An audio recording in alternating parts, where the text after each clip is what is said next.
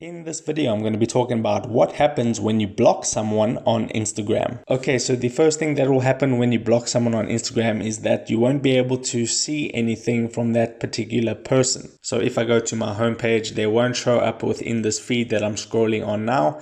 They won't appear at the top where all these stories are, and then they won't be able to message you either. And if you go ahead and tap on the magnifying glass at the bottom, and if you go and try and search for their name, if you go ahead and type in their username, you're going to be presented with this no results found message. So you won't be able to visit their profile and they won't be able to see your profile. And one thing to take note of is that when you block someone on Instagram, Instagram isn't going to send that person a notification. So you can block someone completely anonymously. And those are the main things that are going to happen when you block someone on Instagram. So if this video helped you out, make sure to hit the like button and subscribe for more. Take care.